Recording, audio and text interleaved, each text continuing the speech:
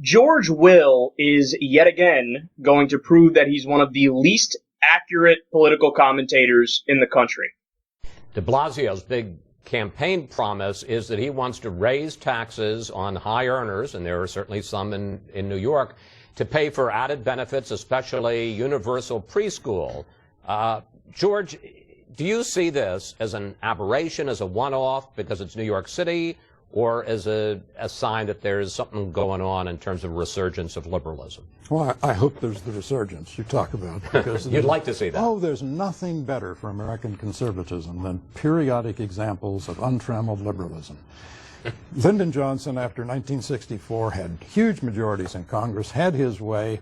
Republicans won 5 of the next 6 and 7 of the next 9 presidential elections. Let him have his way in New York City and let people see what happens. There are more than 130 contracts with public employees unions have been held in abeyance until Mayor Bloomberg got out of there because they assumed that de Blasio and his compliant, not to say supine, city council will go along with anything they ask for.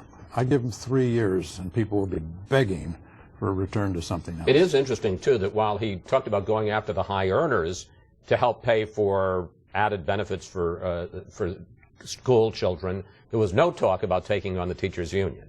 No, and the universal preschool, since there's very little social science that suggests that it does much for the children involved, the real reason for it is it does a great deal for the teachers' unions because you have to hire teachers who are unionized, who pay dues to the unions, who pass them on in campaign contributions to people like the new mayor. Yeah, so the problem with politics in America today, those greedy fucking teachers. Oh yeah, with your $70,000 a year salaries and your middle-class lifestyle, teaching all of our children how to read and whatnot, greedy assholes. It's funny how when it comes to corruption and money in politics, George Will totally understands it when it comes to teachers.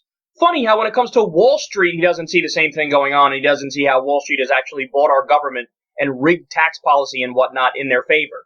He doesn't see how that's the case with ExxonMobil either. He doesn't see how that's the case with the uber-rich conservatives in the country buying the government and rigging the system in their favor. But now, all of a sudden, he sees corruption and he sees how money in politics is bad when it comes to teachers' unions. Only the least bad special interest that there is. I mean, this guy is a joke. Every time he opens his mouth, it's like factual inaccuracy after factual inaccuracy after factual inaccuracy. And the idea that preschool isn't actually really good for kids?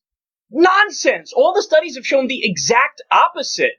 That if kids do that, then they learn how to socialize at a younger age, and it helps their people skills as time goes by. I mean, and let's look at some of his other claims there. I love this, man.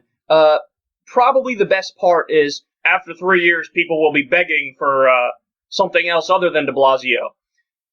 Right. That sounds to me to be a lot like the prediction you made that Mitt Romney is going to win in a landslide. I kid you not. George Will thought Mitt Romney was going to win with over 300 electoral votes, and he was confident. He was convinced of that. And now he's predicting in 3 years people will be begging to not have de Blasio and bring back Bloomberg. No, people fucking hate Bloomberg. Income inequality is at a record high in New York City. Homelessness is up. Poverty is up. I mean, we went through the statistics the other day. It's amazing how bad he did. But the thing is, since George Will and his little country club circle, he knows that his friends are going to not want de Blasio in there. That's why he says it. But not everybody is a rich asshole like you, George. And then, this was just a great, ridiculous comment when he says, oh yeah, having, a lot of liberalism, nothing's better for conservatism than having liberals get their way for an extended period of time, because then people love conservatives. Yeah, it's liberals who freed the slaves. Yeah, what a mistake they made there. It's liberals who got civil rights through. Those assholes. It's liberals who did the New Deal. It's FDR who got reelected like 16 times, and that's when the Republicans decided to pass term limits for the president. You know why they did that, right? Because FDR would have kept getting elected if he stayed alive. And they're like, oh my God, the Democrats are too good at what they're doing. We need to just do term limits so we could cheat and get back in power. So spare me. If anything, history says the exact opposite.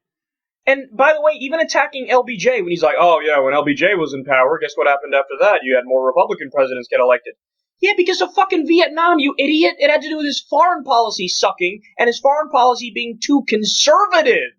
In terms of domestic policy, he did the war on poverty and people loved it. And it was an overwhelming success. Did you know that over 30%, about 35% of senior citizens before Medicare, Medicaid, Social Security, 35% of seniors were living in poverty. After all that, 10 years after it, 11%. That's a tremendous success. And the American people know that, and they like that. So George Will, yet again, I mean, this guy is so embarrassing as a commentator. I don't know how he goes out on TV with like a straight face every week and acts like he's somebody who should be taken seriously. Dude, give it up. Go pick up, lawn bowling or some shit, because this isn't for you.